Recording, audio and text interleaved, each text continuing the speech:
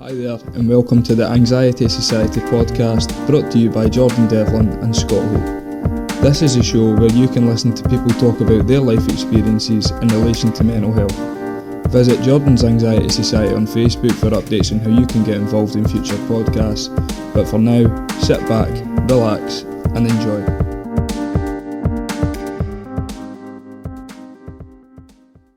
That's us, boys. We go again. Fucking right. So it's this episode 12 of the Anxiety Society podcast. Today we're joined by Chris Beall and So that was hope. and your man, fucking Scott Hope and Fucking obviously bump my myself, mouth there. Jordan. What you saying there, son? No, I just bumped my mouth. That was a fucking belter, man. No lactation for about 3 days now. Fuck's sake. How's it going, Chris, son? Aye, no bad yourself. Aye, not bad, mate, not bad. Same old. So the fucking trip down for Shetland, how did you manage? Did you fly back? Aye. So 5:30 pick up this morning in the bus, and 8:30 flight. And then, Was it one of the Loganair numbers? aye. Free fucking tea cake. No, they're not allowed because of COVID. Oh shit! Aye, right enough. Aye. They're No, normally decent wee flights as well. aye. Normally get the sweeties for takeoff. Aye, they're all right, man. Aye. Did you so you said before, like you said, like 18 months up there, is that right? Aye. It will be. Aye. Is it pretty much just like the whole of COVID then?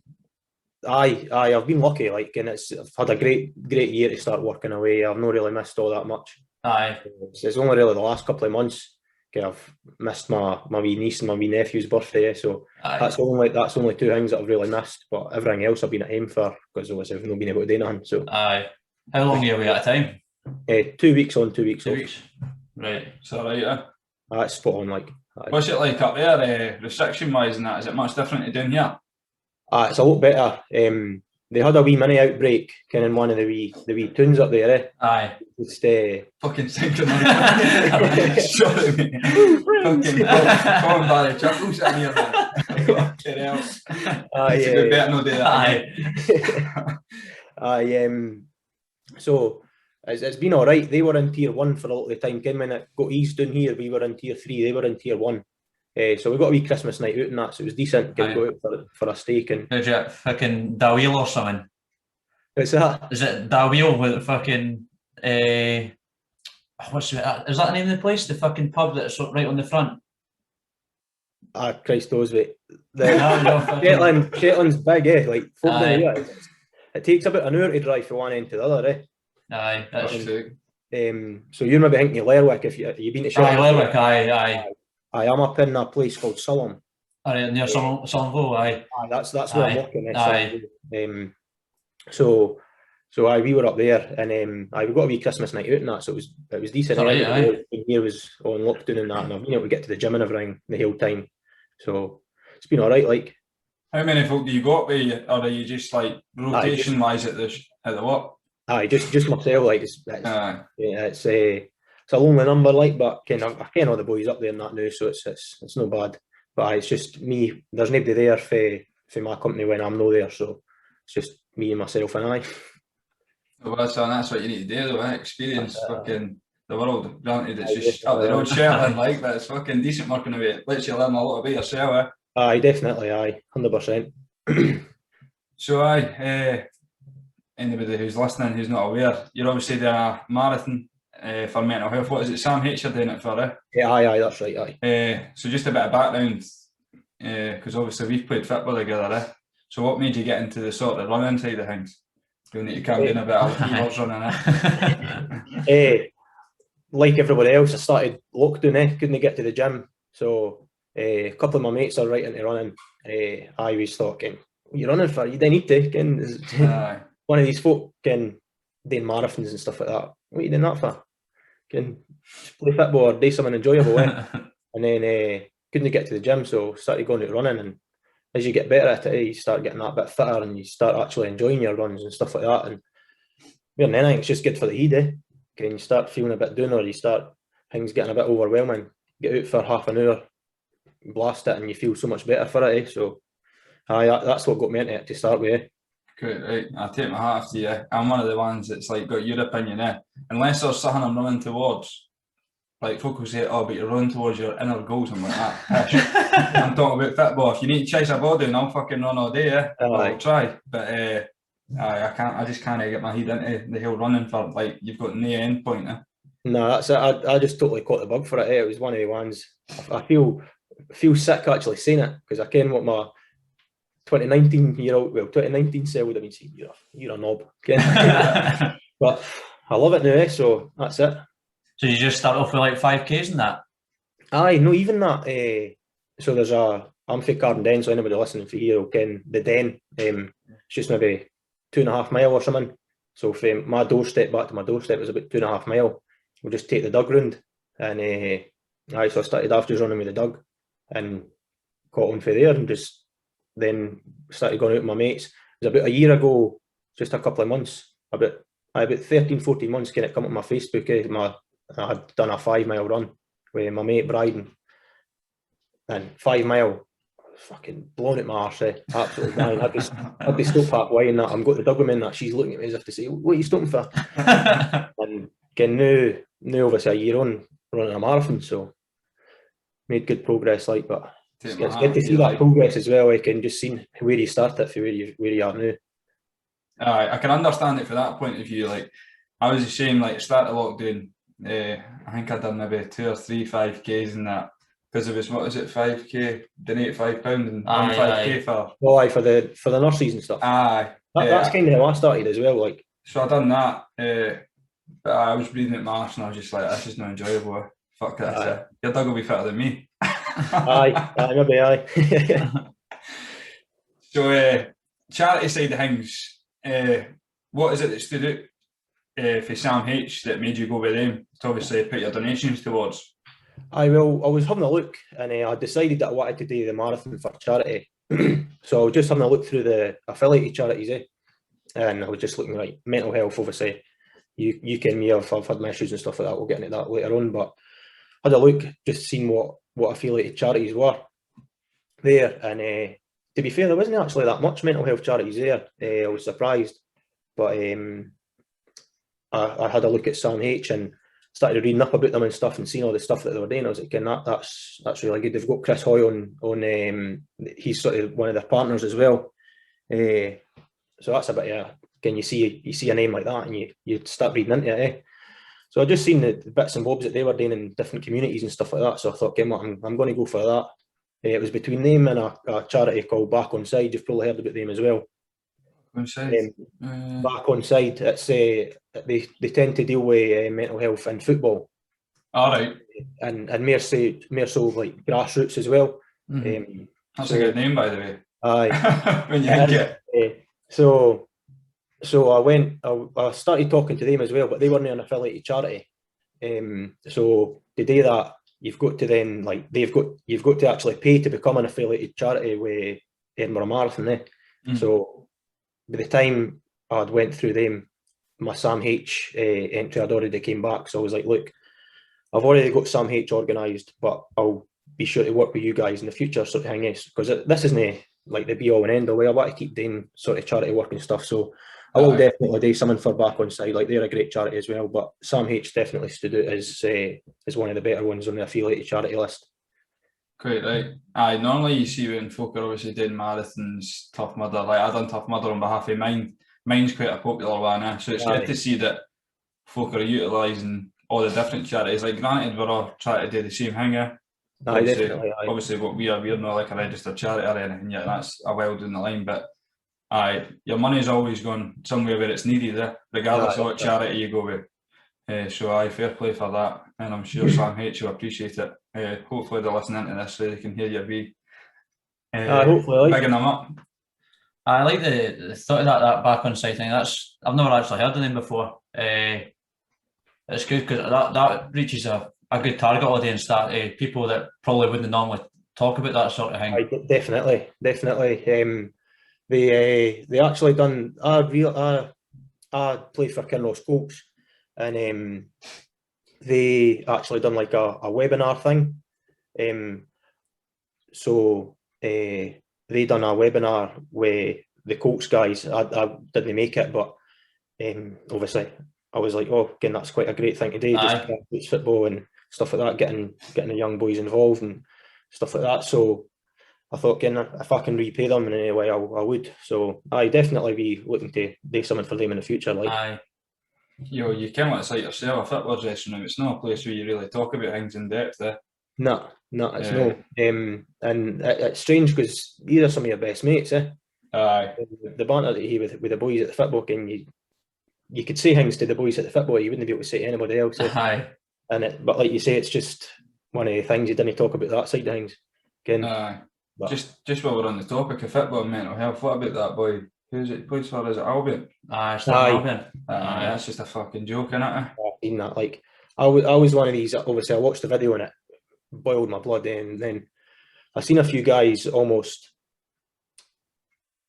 no stand up for the guy who said it. But again, I think it goes into a better subject as well. As obviously, I'm not saying for 1 minute the guy was making it up or anything like that.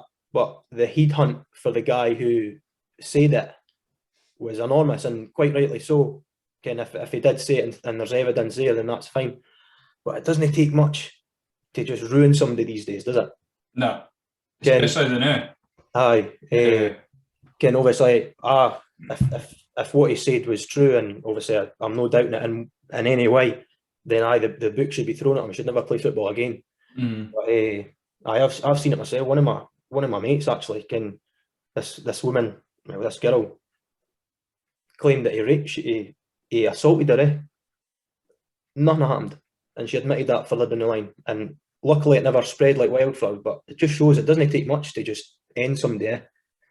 We spoke about that before. I heard you talking about that, and that's what came to mind. It doesn't take much to just. Again, luckily, she didn't go to the police or anything like that. But again, it's just one of the things. Again, that's my mate. Again, he could have. If I thought my mate had done anything like that, I would never speak to him again, Ken. So, thing is, it's one of the comments that if you do get fucking labelled with it, you're not getting rid of that. Regardless of how many years pass, you'll always be known as a rapist, what is it, pedo, all this fucking sort of shit that's gone about. You know what I mean? So you can't be going about throwing accusations like that unless they're true. That's it, 100%. Like I say, so this guy was he wasn't defending them, but he was like, "Ken, let's calm down on the witch hunt and just get to the bottom of it first, again, because folk were saying, oh, we should be at his house and do this and do that. And it's like, well, you can't do that. Eh? You've got to let there's processes there to deal with things like that, whether or not they work. That's a different side of the story. But you need to hear opinions from both sides. You can't just be listening to man and say, oh, fuck me, he must have done it. Like, come on. Like I say, I didn't think for 1 minute he would lie about something like that. But no, it's not something you would sort of bring up unless it's actually been, or something along the lines has been said. He's maybe caught certain parts of it wrong, but I think it's not something that you would come forward. No, definitely. And fair play to him as well. Again, took a lot of balls to come out there and name and shame him like that, because it's what's needed. Eh? Again, going round and pussyfooting around and trying to let the authorities deal with things. Sometimes they didn't deal with it quite quick enough. But at the other side, you've got to, again, he's come out and said his piece. Now you've got to let them deal with it. Aye. It's a fucking minefield, man. Especially like as you're saying with the with your pal getting sort of accusations. That's such a difficult fucking topic because it's so hard. Like, especially if there's only two people in the room, they're the only two people that know what's actually happened. And it's not that you didn't want women to be put off coming forward by the backlash that they might get.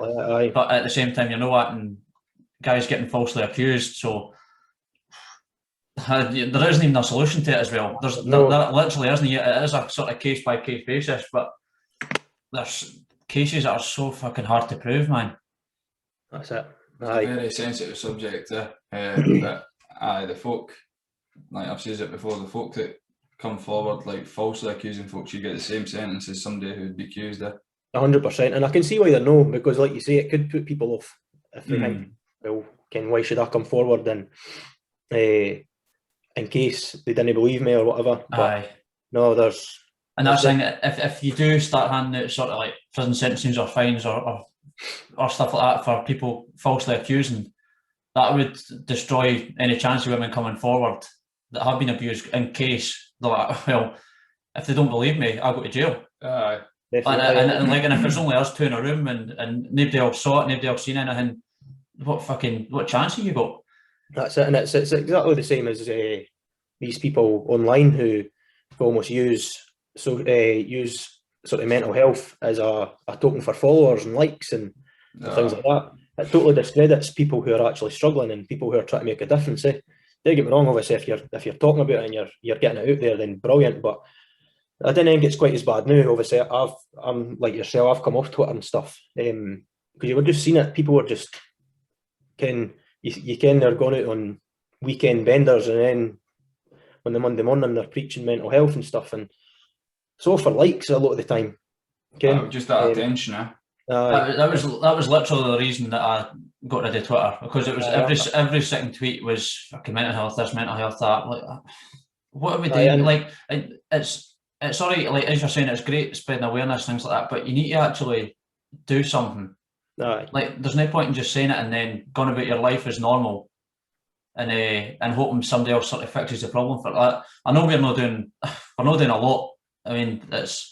You'd be surprised. I like to think it's something at least, and I'm not trying to discredit folk for trying to spread awareness at all. But there's trying to spread awareness and then having a negative effect by your actions. Like, you can't have the two at the same time. No. That's it. There's one thing that I didn't even kind of have said on the podcast before that really bugs me, and it was when I was on Twitter at the time. You'd see tweets from folk that are basically saying they're ready to commit suicide and that this will be their last tweet, and then so sorry guys, whoever I've hurt in the past, like they'll put a big spiel up saying that they're away to commit suicide, and maybe a day later they'll put a post up saying thanks very much for all your lovely messages, it means the world and that. And I'm like, surely if you're in that mindset when you're ready to end your life, the last thing you're thinking about is putting a tweet out. I'd agree. I would agree. Obviously, it's hard to say. Obviously, everybody acts differently, but no, there will be folk out there who do it legitimately, and there will be folk that, like you say, out there that are doing it for. Again, it's a cry for help and followers, and I'm not saying it's bad what they're doing, but I just feel like, come on, you need to do something else. You can't go about doing things like that. Like, that's not going to help you. I totally agree. Like fucking one of the things that will give you a temporary high. You're like, oh, I've got all this fucking love. Like, everybody loves me. I should never even thought like that. But then what happens when all these folk that says, oh, please don't do it, stop messaging you? You just end up back to square fucking one. You know what I mean? And on the other end of the stick as well, there was a guy, which I don't know what name any names, but I know a guy who had depression and stuff like that, and he was really open about it, but like he would just go on about it all the time, and like he would just like leave his tablets out and get his medication and stuff like that, and then if somebody said, oh, that's just my such and such, and folk were like, oh, again, if you really had depression, you wouldn't act like that. If you really had depression, you wouldn't act like that. You wouldn't want anybody to ken in it. And I'm just like, how do you ken? How do you ken what you're going to act like when you're in that situation? Like you say, it's a cry for help. Ken, he could just be wanting folk to ken that he might just be looking for attention, but I'm not for 1 minute saying that he's not got depression because he's looking for that attention. You know what I mean? I've just read a book called Lost Connections. It's brilliant. I highly recommend it if you're into that sort of thing, reading or even listening to them. But a lot of that goes into how we've sort of lost that sense of community, and I genuinely think that's what it is. It's fucking loneliness. Like it's something that's not getting enough attention, and that is an actual fucking problem. Like that somebody feels that lonely that they feel that they need to do something like that, or like put up tweets or something. That's like an obvious gap that they've got in their life where they're not fulfilled in that way, and it doesn't even mean like a relationship. It's just actual friends, family being close enough to them to actually take that sort of gap away. And I didn't realise what a big fucking effect even like it has on me personally. Like how we're just so far away. Like, I don't know my neighbours at all. No. It's terrible. Aye. I think that's where like the whole advance in technology, obviously you've got social media, everybody's got a phone these days, like it's brilliant like how far we've come, but at the same time it's fucking destroyed natural forms of speaking. Definitely. Like see when you see all these footage for like fucking, I'm going to say, back in the 60s and that, every country and about doing something like on the streets, everybody's at the high street buying all their shit and that. And now everybody's sitting in their house ordering things online, and it's just... why would you go to the shops when you can just get it delivered the morning, you know what I mean? I can't say nothing. I fucking order hundreds of things off Amazon. I even get my fucking groceries delivered, you know what I mean? I'm an absolute hermit. But I know, but it's actually, it's literally making the problem worse. Like, we're in a society where you think that buying things and like that'll fulfill you, and you're in your house buying things online thinking that's going to make you happy, when really what's going to make you happy is getting out and talking to people and feeling that fucking sense of community. Definitely. Like I say, I was off Twitter. I was off Twitter and Facebook. I still had Instagram because I hardly used it. But I just found myself just scrolling, just the same nonsense all the time. It was all, when I came off it, it was when George Floyd had just been killed, and coronavirus was obviously just massive. So every post was somebody's opinion that I didn't particularly care about either coronavirus or Black Lives Matter, or it was just arguments everywhere. And I was like, I'm wasting so much time just reading nonsense. So I come off it, and I massively improved my mental health. I was getting out and doing things. I was getting up, I was waking up in the morning, a quick scroll through Instagram, and then getting up, and that was it. Whereas before it was Instagram, Twitter, Facebook, back to Instagram, go again. And before you can it, you've been in your bed for an hour and a half, and you're still not up, Ken. So it made a massive difference. And then on the other end, when I've come back onto Facebook, it's purely to promote my marathon and fundraising. So I'm seeing the good side of social media, and like I've said, like once I'm finished with this fundraising and stuff, I'll probably come back off it because I'll know that good side to go back to. But I'm seeing people sharing my posts and liking my posts and donating, and people that, like, my mum will donate something, and a pal that she's no spoke to for 30 years, that she was maybe at the high school with, there you go, well done Christopher, great to see what you're doing, 20 quid right in my Just Giving page. And I'm like, I've never met this person, it's my mum's pal that 20-30 years ago, it's just reconnecting people, and that's the good side of social media. Like say what you're doing here on with your podcast and stuff, but so there is obviously a good side and bad side, but it's unfortunately the bad, in my opinion, far outweighs the good. That's what I mean. Like, as you're saying there, you've got all these people that you've never even met donating. That is a sense of community. It's like good. Whereas you've obviously got fucking the bad aspect of social media. There's no community. It's just cunts voicing their opinions about shite. That's 9 times out of 10 they didn't really care what they're talking about. No. But I came what you mean about refreshing Twitter. Like, you get to the tap and you're just constantly flicking it. You hear that wee noise, like, constantly and you're like, you can't make it. It's tweeted. It's been about 3 seconds. I'm like, fuck that. But it's definitely I think the bad fucking totally outweighs the good in it. But 100%. But see, in terms of, like, obviously Scott brought it up, loneliness and that. So obviously, see when you're away in Shetland, obviously it can get quite isolating, I'm guessing, because you're only either at work or you're not at work for the 2 weeks. So how do you kind of get by with that sort of side of things? I would say when I first started up there, I was on my own. So the first trip was terrible. I was up there for 4 weeks. No computer access at the work or anything. So if I didn't have a job today, I was sitting there. I got into reading. So I started reading a few books and stuff. You still got to get like a fucking house on fire. Exactly, I hadn't read till I was at the school. And there was just a book lying in the office. Nothing else to do. I was like, just pick it up. Started reading. So I read a few autobiographies and stuff like that. Can you get that? Can you read Mike Tyson's book and stuff like that? Tyson Fury's book, sorry. And you think, I want to do this or I want to do that. It makes you feel that Ant Middleton, folk like that. Mm-hmm.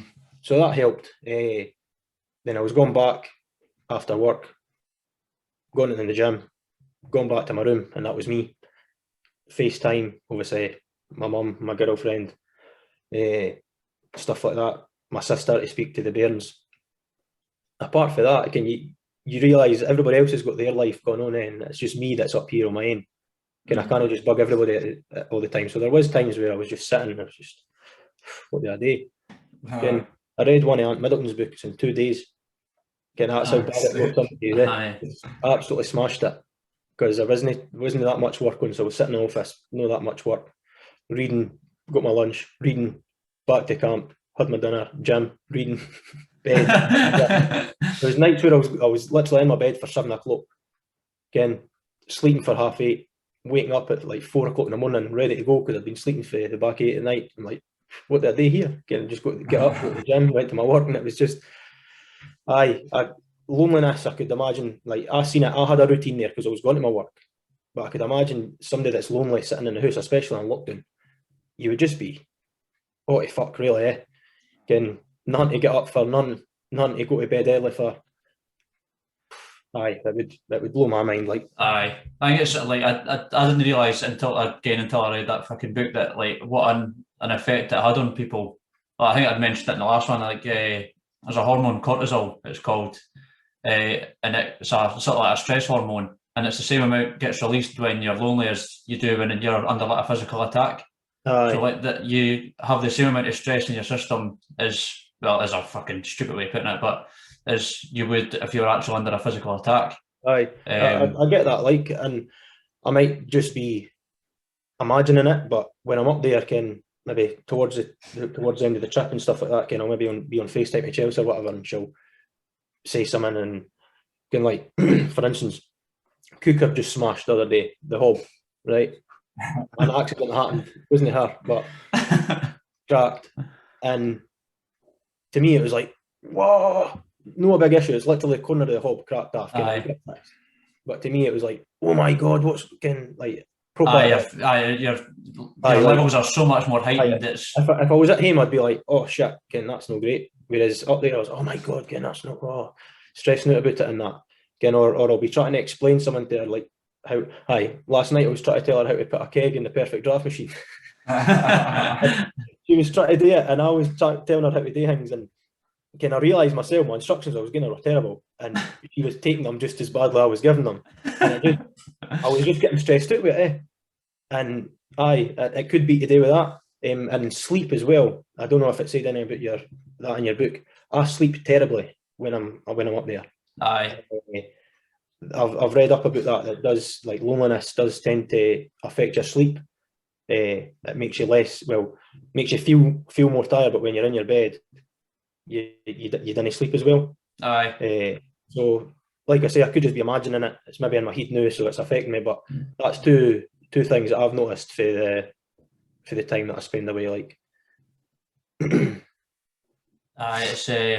that's horrible, man. I've noticed it as well. Like the last, my missus, she stays down in Liverpool, so I didn't see her as much as what I would like to. But I've noticed it sort of like over lockdown as well.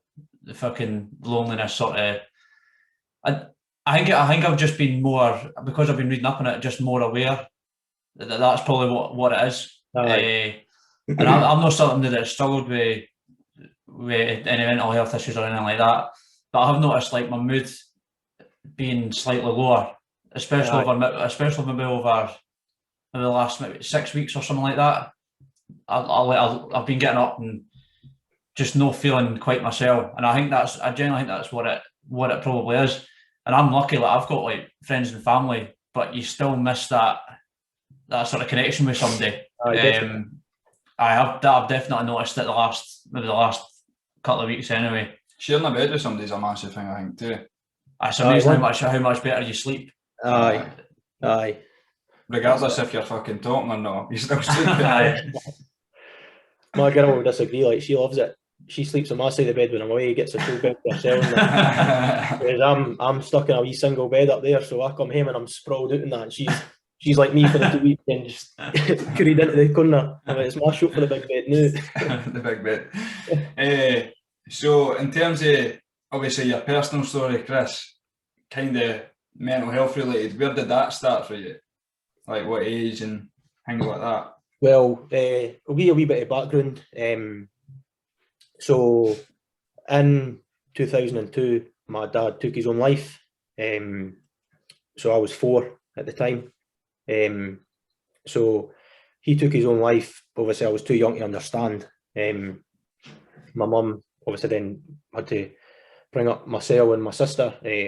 done a fantastic job playing mum and dad the whole time. So that's where it all began. Obviously, when I was younger, it was just a case of a young guy just growing up without his dad. So obviously I was sad. I would cry sometimes and stuff. I'd miss him and things like that. But the mental health side of things didn't really start until, I would say, I think it was primary 6 I was in. So my mum would always make a point of like anniversaries and Christmas and stuff like that, going to my dad's grave. And I would just go and I would just read it. It's got in loving memory, John Beall, loving husband and father, stuff like that. And one thing that stuck out to me, I didn't ken why, because I'd read it umpteen times before, but one thing that stood out to me was died tragically. And I just read it and I just thought, oh, okay. So it had died tragically, and then on the day he died and stuff like that. And so I thought, right, okay, that stuck with me. So went home, didn't think much yet, had my dinner and stuff like that. And when I was younger, I used to sit, my mum would sit on the couch and I would sort of cuddle in. Wee guy just cuddled into his mum. And I just asked her, I says, look, mum, I was reading Dad's grave. I says, and it said that he died tragically. What does that mean? Now, I don't know if when I was younger I'd painted this picture of just overhearing. Obviously, you ken what bairns are like. They'll pick up something and they'll just paint a picture of what they think's happened and things like that. So without getting too graphic, my dad hung himself up in the upstairs landing. So the way our house was, it was like you come in the front door and there was the stairs. So one thing or another, I've picked up that my dad fell down the stairs and died. And that's what I thought when I was younger. So if anybody asks how'd your dad die, like my pals and stuff, oh, he fell down the stairs. Didn't think nothing yet. So I asked my mum and she told me, and obviously I was distraught with how could my dad kill himself and how could he leave us and get all these questions. So that's how it all started really, and it was probably for that day onwards. I just wasn't really the same. So I think I had a few days off school after that. Obviously just trying to comprehend what I'd heard and all these questions I had for my mum and stuff like that. And so she had sort of come to the conclusion that if I hadn't asked her before then, she was going to tell me before I went to the high school, because there was obviously people there that might know him or family friends, and she didn't want me to find out for some wee bam at the school try to wind me up or something like that. And it's just not the way you find out something like that, is it?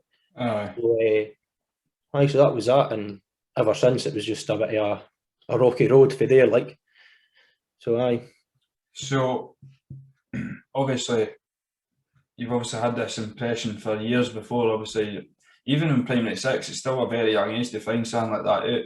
Aye, definitely. So you can't really comprehend how somebody can get to that point in their life or things like that. So when you've obviously got this image in your head that he's died for falling down the stairs, and you're telling folk, did they ever question you when you're telling them things like that?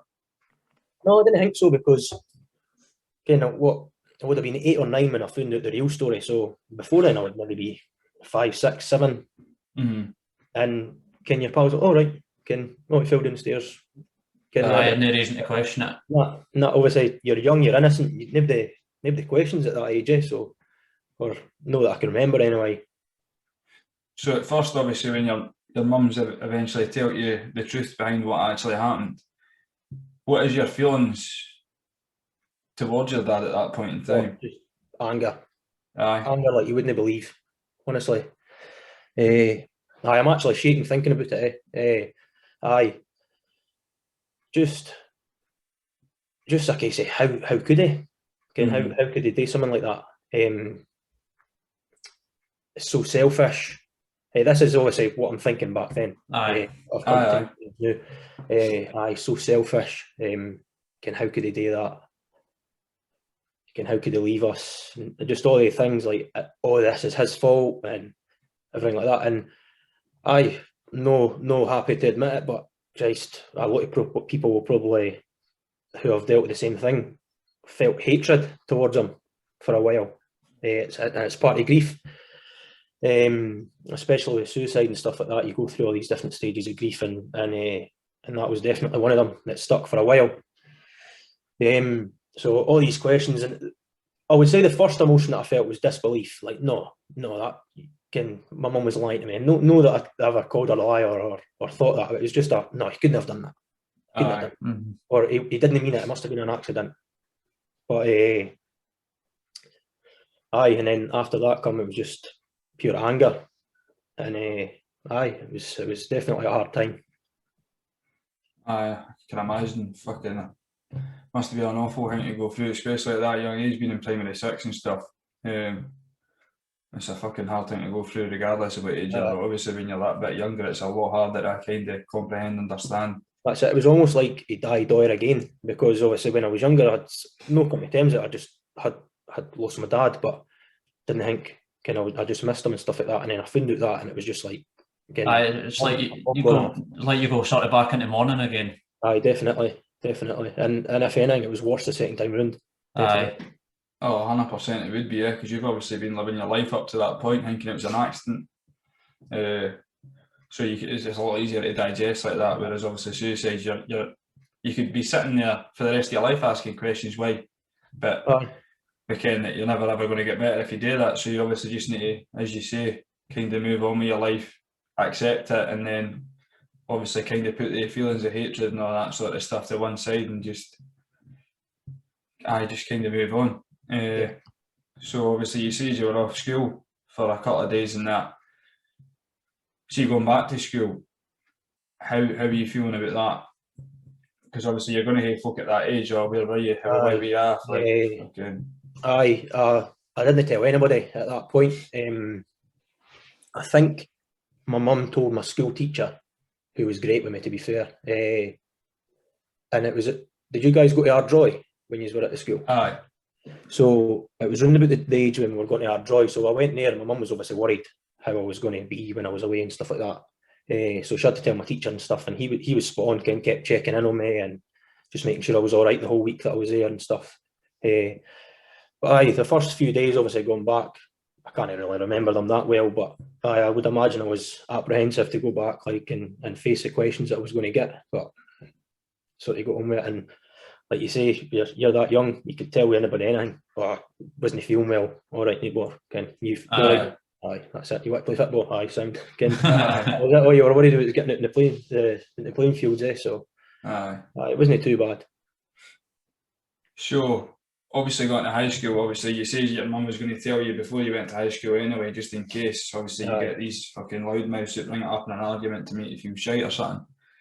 How was the transition going for primary when you're isolated in this small group of boys that you maybe grew up with, obviously gone, meeting all these different schools, boys you've never met, and that? Because when you speak to folk, you want to get a good understanding of their background, their family. So you're obviously going to get questions from folk. How did you kind of adapt to that sort of situation? It was fine, to be honest. Just took it in my stride. I can't remember if I'd started my therapy, my counselling and stuff by then. I don't think I did. So I just went on and just got on with it. Anybody asked about my dad, they're like, he died when I was 4. Oh, again, how did he die? Oh, I'd rather not talk about it. And that was it. Folk, to be fair to them, did, all right, again, it's not my place to ask. And they'd really pried, to be honest.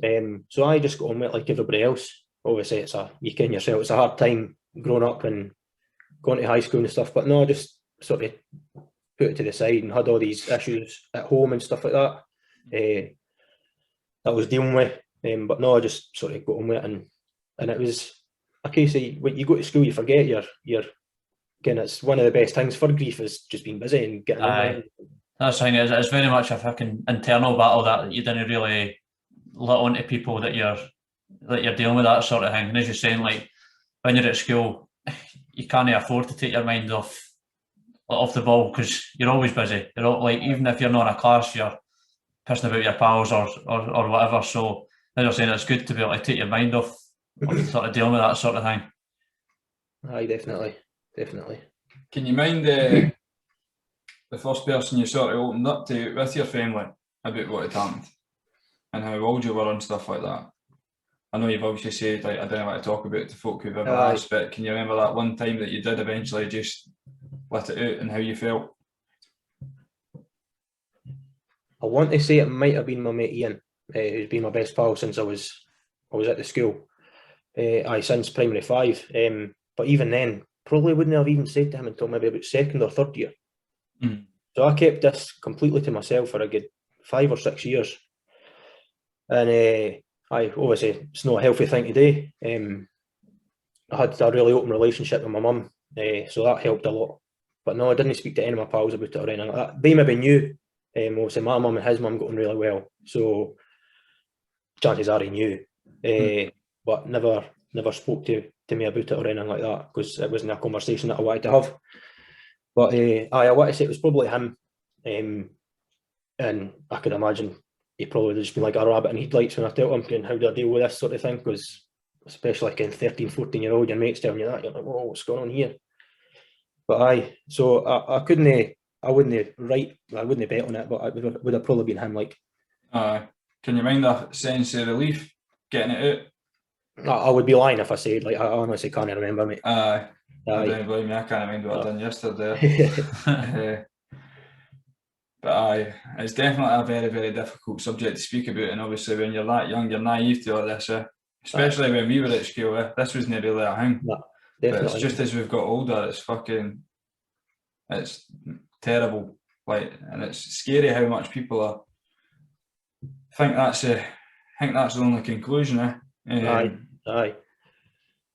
So in terms of like your personal life, obviously your mental health aspect side of things been massively affected to finding out this news about your old man. But is there anything else that's maybe contributed to you obviously having mental health struggles as well on top of that? No, I wouldn't say so. Obviously, they do say that there could be chemical imbalances and stuff like that, so it could be inherent. Obviously, my dad took his own life on the back of his brother taking his own life 2 years prior to that. So is it something that maybe runs in the family?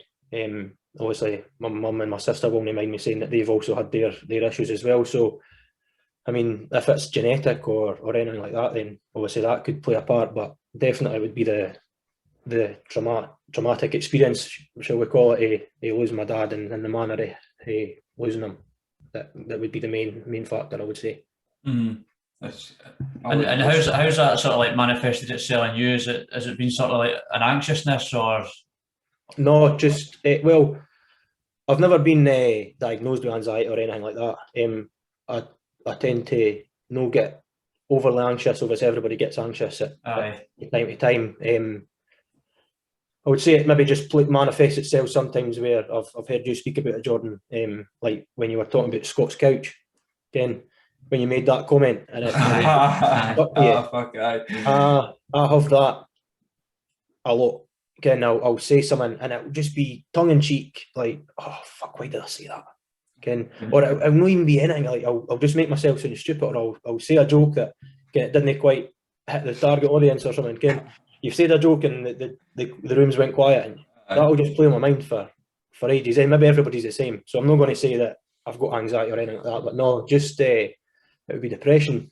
It would be is what I got diagnosed with, and I come to a stage where I just didn't care. I didn't care what I said to people. Like I did, like deep down inside, I'd never wanted to hurt anybody or anything like that. But if something needed to be said, no matter whose feelings it hurt, I would say it. Or again, I would push people away, and I wouldn't commit to things because I'm like, well, how do I ken I'm still going to be pals with them in 3 weeks' time? Again, just stupid things like I'm not, nah. Again, I didn't care whether I pushed my pals away. I didn't care whether I didn't open up to Chelsea as much. It was just weird things, and obviously that's one of the main things of depression is you just go numb. You just don't care about the outcome of what you're doing. Hence the reason why people take their life, because they just go numb to the fact that what it's going to cause and what it's going to leave behind. So I would say that would be the main thing. And is there any like is there any like pain during that, or is it just sort of numbness, or do you actually feel like, not obviously no physical pain, but like any sort of form of suffering during that, or is it just purely numbness? Aye, because you can deep down inside you shouldn't be like that. Aye. I seen what I was doing to Chelsea, and I seen what I was doing to my mum, and whether they realised it or no, I realised I was being a prick, and there's no other way about it. If you want, we could just dive right into it. In 2018, this is what sort of came. I had ideas that I'm realising I'm missing a huge part here in my childhood and stuff. But to explain things a wee bit better, in about 2018, I would say I had a pretty near mental breakdown, is what I would call it. I'd been building up for a while, and I just knew something had to change, and I was ready for quitting my job at the time. If I hadn't been an apprenticeship, where I knew if it wasn't such a big thing to lose, I wouldn't still be where I am. That was the only thing that kept me. So I was ready for leaving my job, finishing with Chelsea, just fucking throwing it all away for no reason other than what was going on in my head. Chelsea was trying to. We've always done things, weekends away, holidays, different things like that, nights away. She was just trying to maintain what we had done for years. Do you want to book this? Do you want to book that? And I was like, oh no, no, we didn't care what we're going to be doing, or I didn't care what I'm going to be doing with work. And I had no other intention other than I'm not going to be with you in 3 months' time, so I didn't want to book that. Aye. And probably quite hard for her to hear this. Obviously, we've discussed it all before, so she's heard it all before. But that was what was going through my head. And my mum can read me like a book, so I went to speak to my mum, and I was like, "Look," well, she was like, "You're going to tell me something." Before I'd even opened my mouth, "You're going to tell me something that's wrong." I was like, "What do you mean?" She's like, "You're just hanging about. You're going to tell me something." So I was at that age, obviously, you didn't really sit in the living room much. You're up in your room, you're playing your PlayStation, you're doing whatever. Where I was sitting down in the living room, she says, "You're going to tell me something." So I says, "Aye, what I finish with Chelsea?" She says, "Oh, out of nowhere, And I basically said, "I want to finish with her. I didn't ken why. I love her to bits, but I don't want to be with her anymore." So she basically says, "Whoa, this is above my pay grade. I reckon it would deal with that. Go and speak to your sister." So I'm putting it lightly. I was in bits, greeting and everything.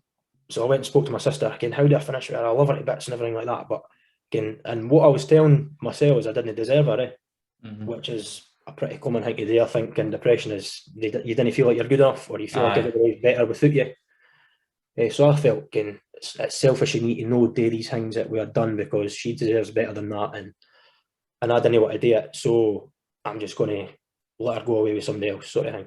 And that's what I was saying. My sister basically just says, "Look, stop being stupid. You didn't mean this. You want to finish with her. You love her to bits. You want to finish with her, but you didn't ken how to because she's not done anything." It was just, looking back on it, it's hilarious to look at because I'm like, what was I doing? And then it just sort of clicked. I was like, I need help. I can't deal with this myself. I didn't know what to do. So went to the doctors, and they, like you say, chucked a couple of leaflets at me and everything like that. And I says, "Look, I've done all this self-help stuff. It doesn't work for me. Like, I've tried it all before. I work out, I do this, I do that, I do everything that you're telling me to do. I need someone there." So they put me on medication, obviously after a while it started to work, and I opened up to Chelsea about it and things like that, and she's been my rock through the whole thing. To be fair, she's been absolutely brilliant. But it was just baffling looking back on it. I didn't even recognise myself. The decisions I was going to make. I was going to the gym at this time, and I really enjoyed going to this gym. And I thought, I'm just going to quit my job and get a job here. Just going to quit my apprenticeship and just get a job at this gym. This job that I'd worked towards, sort of aimed for years of high school and stuff like that, and I'm just going to throw it away and just go and work at a gym. I know even to be a personal trainer, that just go and work floor level, just and just because I kind of would enjoy it. And I'm like, looking back at it, I'm like, what a fucking idiot. Again, but that was the mindset I was in. I just didn't care. I just knew someone had to change, and I was about to make a big mistake. And luckily, I had the support there to pull me through it. But aye, that was that. It's mental that you're saying that, because, like, obviously you're saying, when I look back at it, I look like a fucking idiot, this, that, and the next thing, but until you're in that situation, you didn't know how to react. No. It's the same with, like, folk that have maybe never suffered with mental health, they'll take it with a pinch of salt, so like, it can't be that bad, is it? And then they'll experience it. Folk are dying, folk have got cancer, can just cheer up. Aye. That boils my blood, eh? Okay. I've had countless arguments with even boys in the workshop and that, and I've always stuck up for folk with mental health. Obviously, in the background, I've got my own issues, so I'm saying it for a point that I'm standing up for myself in a way, but trying to get the point across to people when they're just numb to it. And it's no so bad now, but a few years ago, it was like, Jesus, wisen up. Even listening to your story there, I'm fucking sitting here, my alarm bells are going, because I'm like, I've no long been through something similar, and I didn't think, I just thought it was me. Aye. But is it depression? I'm fucking sitting here second guessing myself. My fucking needs gone over. I'm like, oh fuck. That's it. And a podcast, man. And that's the thing as well. People think depression it's just a sticker. You've just got it and that's it. Or anxiety, you've got anxiety and that's it. They go hand in hand, eh? Aye. They're polar opposites in the fact that, correct me if I'm wrong, but anxiety seems to be you care too much, and depression seems to be that you didn't care enough. You're just ready to get up everything and just fucking. But they do go hand in hand, because they'll just your moods are up and down and back to front, and it doesn't take much to just flip things, eh? And in my opinion, I think everybody on the planet's got anxiety, but everybody's got it at a good level. And like, say, like yourself, depression side of things, me with like high anxiety, we're either up or down on that scale, eh? And all these other folk are just fucking in the optimum happy content level, eh? Aye. And we you're fucking on cloud nine when you're at rock bottom, that's it. Aye. That's it. See, try to get that happy spot constant, it's fucking impossible, eh? But we fucking got on with it.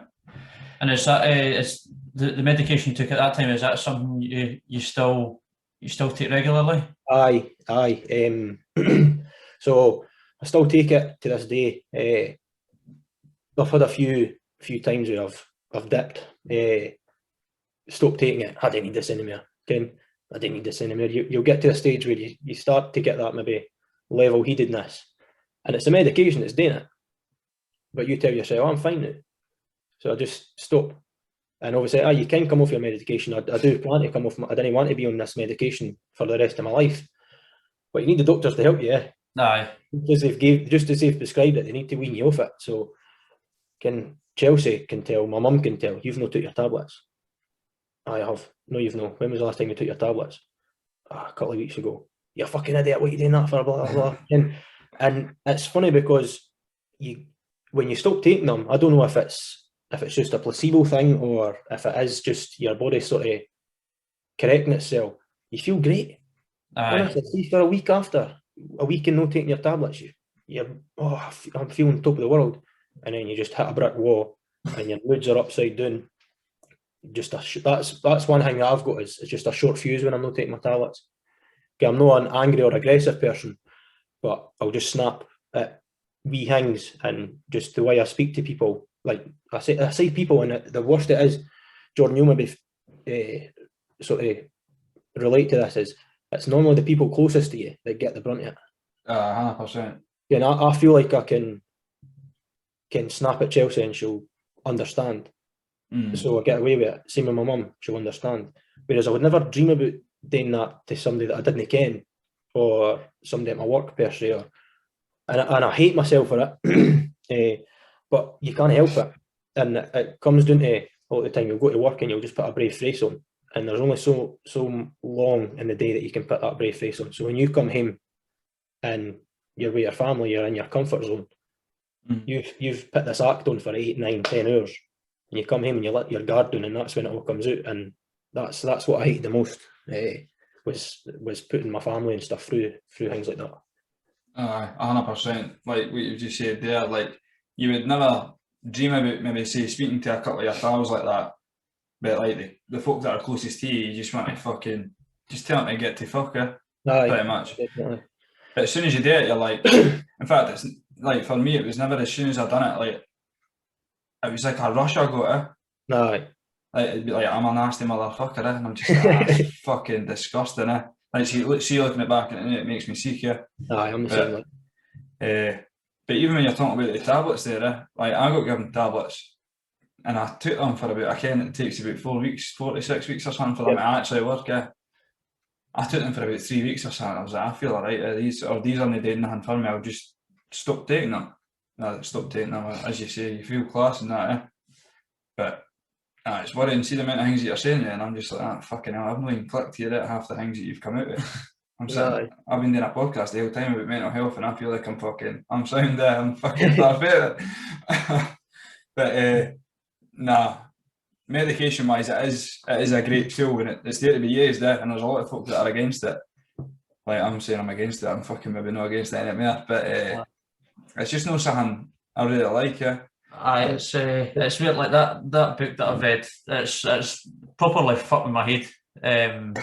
It's very famous. Okay, well, I'll send you it, mate, and you can sort of I've just literally finished it last night. I'll get your address after this, and I'll send you it. But it's because it sort of annihilated everything that I thought that mental health was. Yeah. And I read it sort of as an education for this, and it sort of fucked me a bit because I'm not smart enough to even explain it, so I'll let you read it. But he goes into how he's not convinced by antidepressants, and it goes into it in so much more detail than I would be able to because I'm a fucking idiot. But that is, I don't know. I'll send you the book and you can read it. And you can make your own mind up. The thing is, I'm totally in the same boat as you. Again, I do feel like doctors prescribe it far too easily in some cases. I felt like I had done all the things that they would have told me to do. Again, I was healthy, I was fit, I was had a good job, had a great family, everything like that. I had been through the therapy and everything like that, so I knew all the wee techniques to help me, and it still wasn't enough. So I knew at that point that I needed someone else, and I wasn't at the stage where I wanted to go and talk to somebody. I thought to myself, there's nothing actually wrong with me, to the point where I was like, I've been through all that. There's nothing I need to speak about. There's nothing actually on my mind making me upset. It's just my mood and how I feel. There's nothing making me feel like that. There's no like outside like getting bullied or getting stressed at work and stuff like that. It was just purely my mind playing tricks on me, and I knew that it wasn't right. So that's how I thought. Like medications. He goes a lot into that, and I think I don't know. I wish I could remember the numbers. I'm so fucking daft, man. But it's people who have gone through childhood, like traumatic experiences during their childhood. It's a ridiculously high percentage of people that have gone through stuff like that go on to grow up and have anxiety and depression. Mm-hmm. And there's so much like relation between childhood traumatic experiences and mental health and depression. So you're saying it could be hereditary, and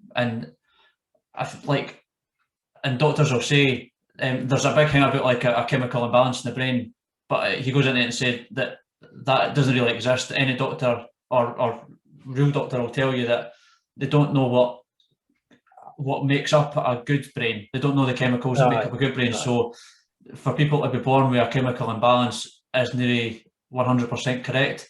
And it's not maybe that it's necessarily hereditary. It's maybe more that the traumatic experience that you went through has led on for you to grow up and be more susceptible to anxiety and depression. I totally get that. And it could have just been almost a domino effect. Obviously, my Uncle Alan, my dad, and that's then passed on to me. And that's it.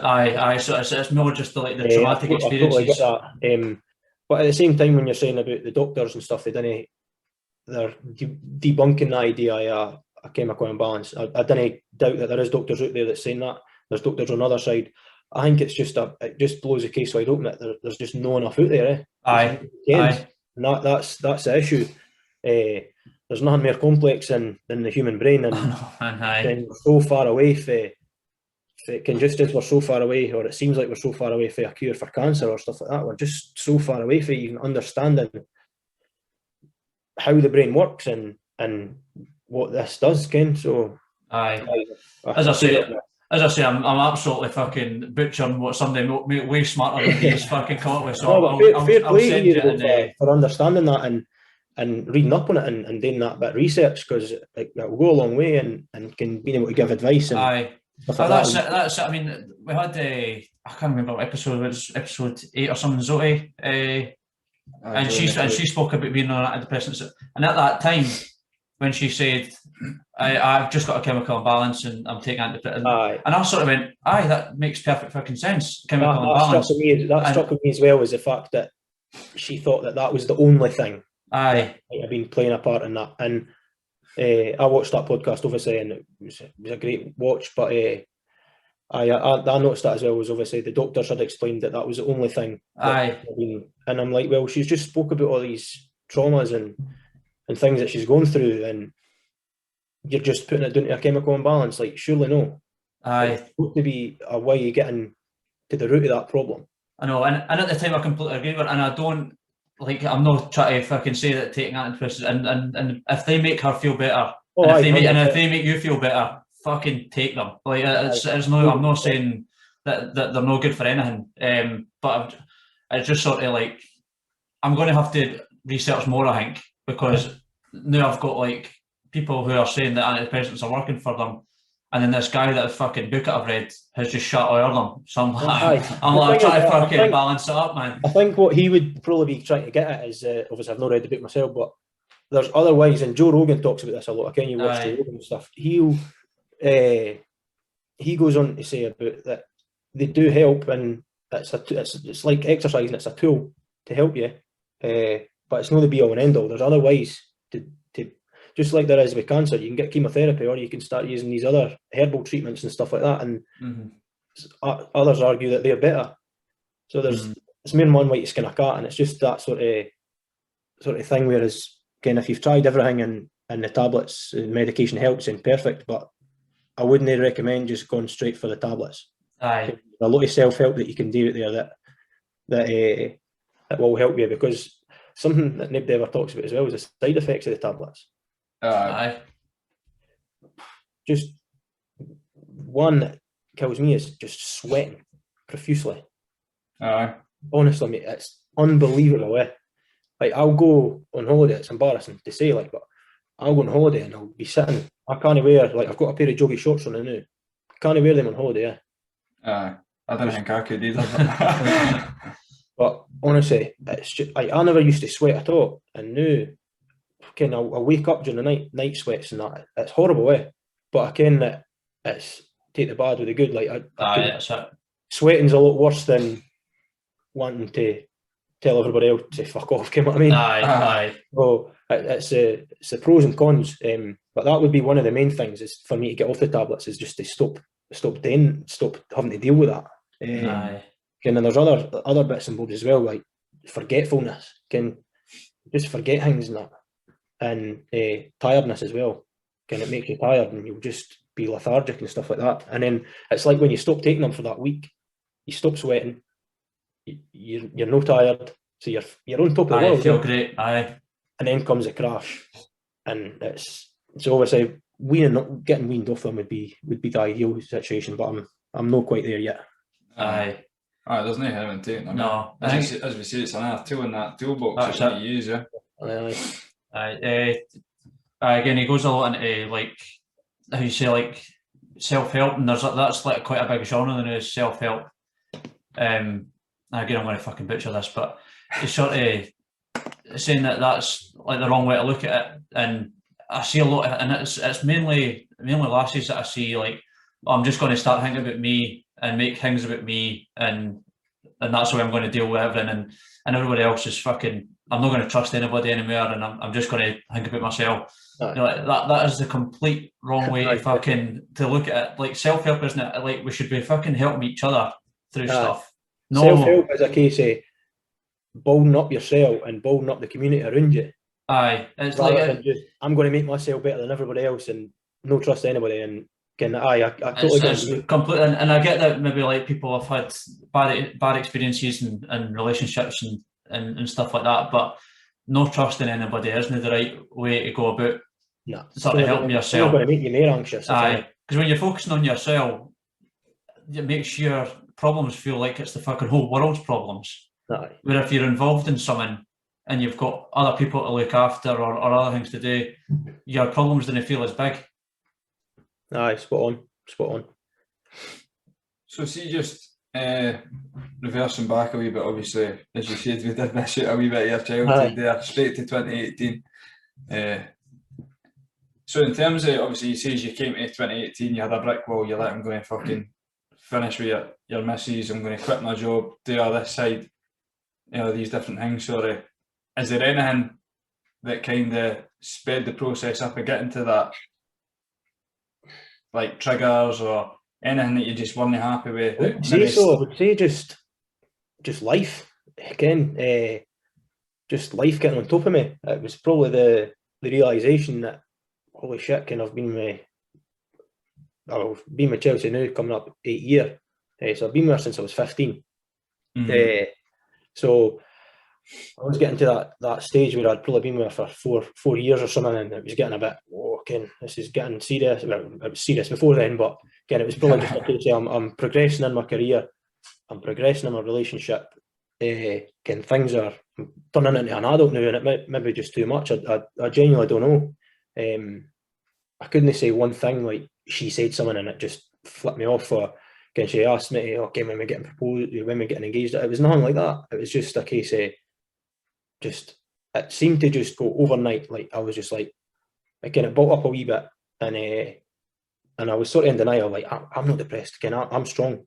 I'm strong. I've dealt with all this before. Again, and as well, being a young guy living in a house with my mum and my sister, you take that role as the man of the house again, and I felt like I had to be strong for my mum, strong for my sister. Again, my sister went through a lot when she was probably between the ages of 13 and 19 or whatever. Again, so I seen all that, and I thought, again, I seen my mum and my sister. Don't mind me saying, they used to battle like cat and dog. They were just far too similar, and obviously they were both dealing with their own stuff.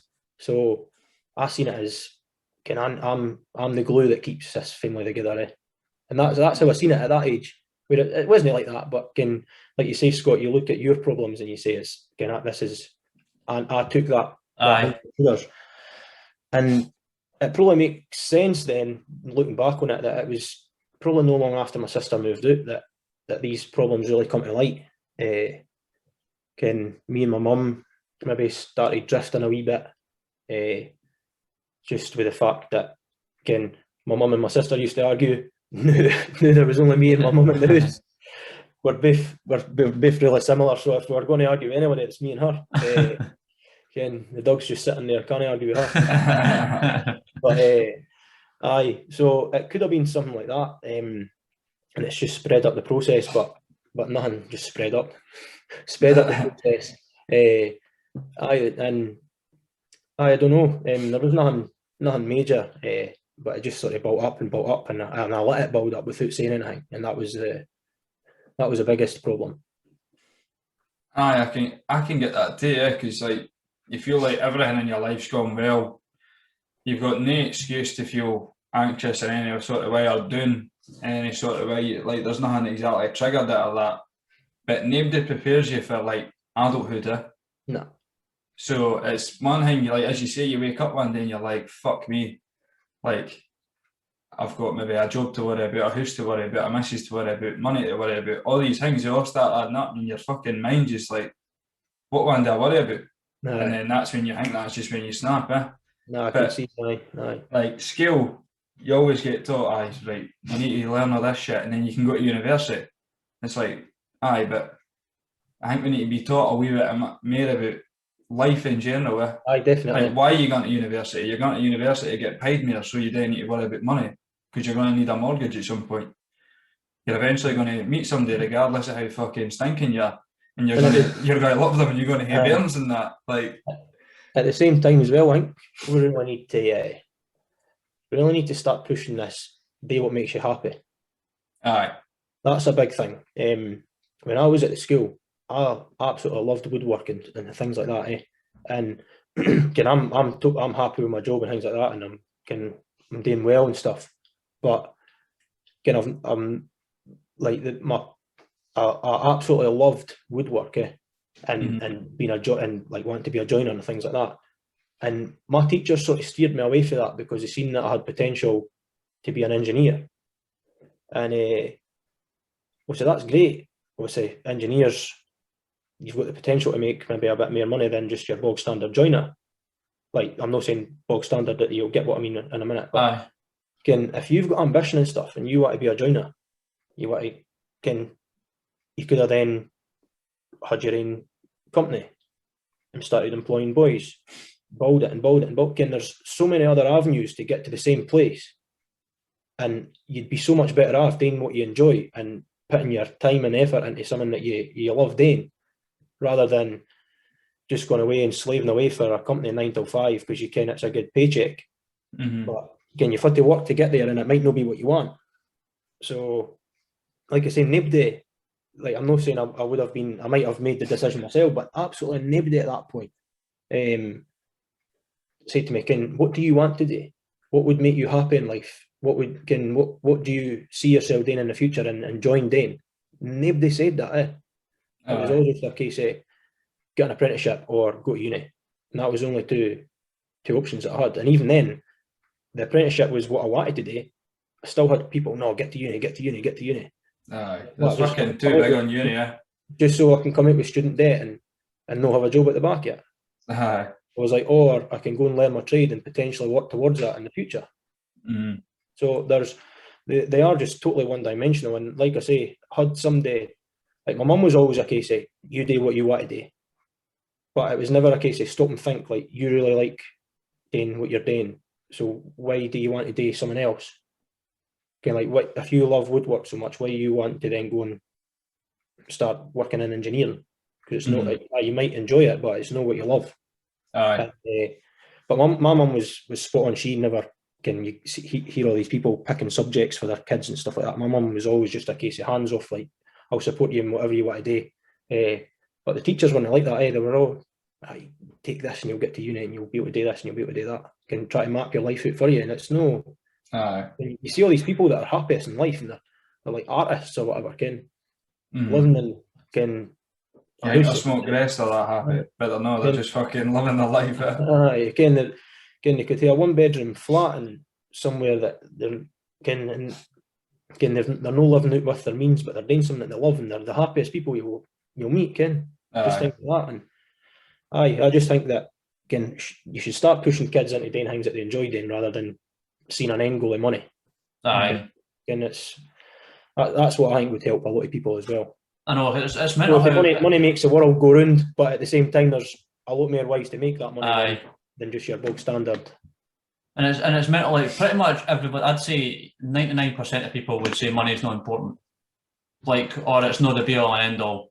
And yet the whole society is driven towards making money. And 99% of your problems are money. Exactly, aye. If you've got money, great, but when you've not got money, aye, that's rough. We've all been in situations where we might be sitting comfy the new or whatever, but you notice you've got a car payment coming off, or your mortgage coming out, and you're sitting, Christ, I've only got X amount there.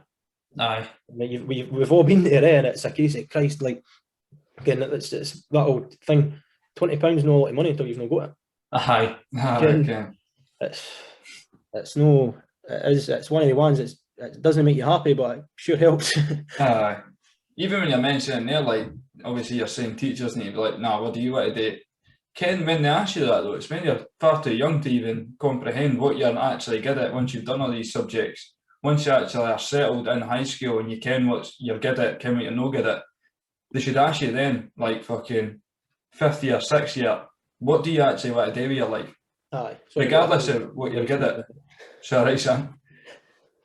I think that's when they sort of need to start asking, like, know when you first start first year, like, because I want to be an astronaut, like, fuck off, like granted, if you want to be an astronaut, by all means, fucking chase your dreams and that, but, like, when you get to about 50 or 60 year, you're no longer want to be an astronaut, and if you do, then fucking take my hat off to you, but perceptions change, and as you say, it's not until you do sort of things like woodworking that you develop that passion for it. Definitely. That's I think it's always because the question is like, what job do you want to do rather than what do you enjoy? What do you want to do when you grow up? I don't fucking know. What about that? I've changed jobs about 5 times already. I'm fucking 24, and not even like 5 jobs, like 5 careers, like completely fucking different every time. And I still don't know. I've still not got a fucking clue what I'm doing. And the thing is, you're still young though, eh? Can 24 folk think you've got to have your own house, be married, 2 bairns and a dog.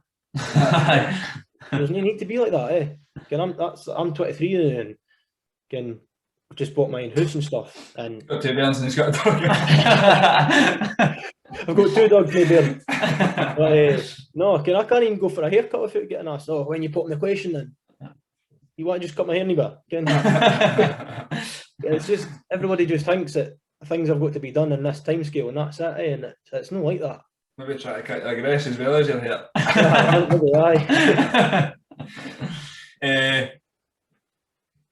So I think we fucking. Is there anything else you want to add? Because we fucking covered quite a lot there. Eh? I thought that was absolutely excellent. Like I say, we're still missing a whole chunk. If you want to get into it, let's fucking get into it, son. So going back, obviously about first year, started high school and stuff. I started sort of just. It sounds really weird, right? But the only way I thought I was going like schizophrenic or something like that. Like I was worried when I was young. I would be lying in my bed and I'd be like hearing voices and I couldn't make out what these voices or anything were saying or anything like that, right? But I was hearing these voices and stuff. I was like, I'm going off my heat here. So I spoke to my mum about it and that. She's like, no, you're fine. You're just imagining stuff like that. But she was like, that's what she was telling me. But at the same time, she was shitting herself, eh? So eventually she took me to the doctors and that. And the doctors were like, oh no, totally just pied off. Eh? It's just because he's young. He's imagining this, he's imagining that. And then started sort of getting worse and almost sort of early signs of sort of depression and stuff like that I was showing to my mum and stuff. And she, like I was acting quite erratic. I can't even remember what the things I was doing, but just things that she was picking up on that wasn't quite right. And so she started speaking to my guidance teacher at the school, and I absolutely like owe her so much. I can shout out Miss Scott. Back in the day, anybody from my school that's listening will be thinking, oh, she was a cow, she was a bitch, she was this, she was that, right? Because she was just strict as anything. She took no shit off anybody. But to me, she was absolutely brilliant. Eh? She used to, like, she gave me this toilet pass. Like, I reckon if you said them at your school, like, you would have a wee pass to say, like, you were allowed to go to the toilet whenever you wanted. And that was my, like, get out of jail card, kind of things were building up or whatever, and I was feeling like I was going to crack up, just walk out the class, take my bag and that. Everybody would be like, got the toilet with his bag, like, what's going on here? And I would just not go back for like 3 periods and stuff, eh? And I would just be sitting with Miss Scott, just chatting away, again, sitting in her office, just talking me through things and that, how I was feeling and stuff like that. And she got me sorted out with, I can't even remember the charity that was sort of, it was like a counsellor at the school, eh? So once a week I would get this counsellor come in, and she would take me through all the self-help things and everything like that, and I would have these appointments. So I actually missed, looking back on it, I actually missed quite a lot of school during that time, just going through, obviously, just a rough patch, and still trying to deal with all these questions that I had, obviously, how he could do that, or how he could leave us and stuff like that, because it was just a never-ending cycle. I would be angry, sad, happy that I had him in my life for us, again, like he's always a great man and that, and then I would be back to, but he's done this. Again, and it was just a never-ending cycle. So they helped me through and answered some of the questions, or helped find some answers in my own head. as to how I could deal with stuff and that. And then it was like a 6-week program or something, and that was all they could give, like, because obviously funding was so tight and stuff like that. Like, each kid was only allowed like 6 weeks of this stuff, and then after that was done, I was like, right, well, what do they know? Like, that's it. I've done that. I'm not cured. But it's not just a 6-week, like, here you go, this is how you make yourself feel better, and then that's it. So that was that, and they were like, look, we really want to help you, but we can't, blah, blah. So my mum and stuff had meetings with the school and stuff like that, and she took me to this place called Interactions in Kirkcaldy, and they're still going. Old George, he was brilliant with me. Just totally took me under his wing, almost like a father figure. Totally went above his means. You hear about nurses doing things that go above and beyond the Call of Duty sort of thing, and he was exactly like that. I used to go there every week, sometimes twice a week. It was £25 a week or something. It was £30 a week. Now, my mum's single parent, living in a council house, can try to make ends meet and stuff like that. She couldn't afford it. She paid for it, and she made sure it was paid every time. And then George literally just said, look, he's coming here this often. I ken the situation you're in. And he started taking a lot less money off her. Like, that's how much he wanted to help. This was his passion. And he was an old guy. He had been a firefighter all his days and stuff like that. And then he got into counselling, and he was absolutely unbelievable. So I would hate going. Jordan, I think you've said you've done a bit of therapy and stuff, haven't you? Aye. I just finished one last week, aye. You probably dread going there because they make you feel shit. Oh, years ago, aye, because it's just bringing up shit you don't want to talk about. Aye, and they go into bits of your brain that you didn't even ken are there. Feelings that you didn't ken that you have, that they'll find them. And it is a bit mental. You'll say things that you never, that I would never want repeated. I would never even want to hear again. Never mind that, Christ, that came out my mouth. I said that. Or I thought that. And he would have me there just broken down, kind of young. It must have been hard for him as well. I'm a young boy, broken mess, just bubbling, greeting, saying these things. And then after it, shake my hand, we rough of the head. Well done, son, Ken. You've done really well there. I'd go out and I'd be like a new man, Ken. My mum was fucking hell, Ken. Miraculous. And then the next time it come, it'd be shitting my pants to go back.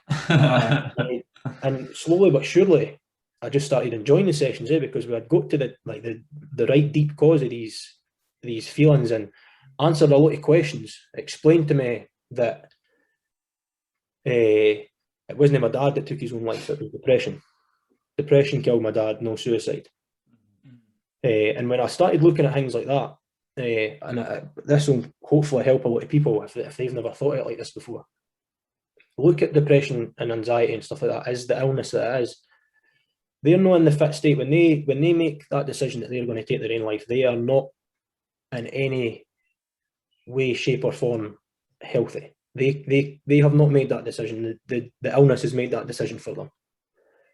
And I've been through it myself. Like, I've never once thought I'm going to commit suicide or anything like that. But when you've been through something, things like that go through your head, and it's like you'll think about it.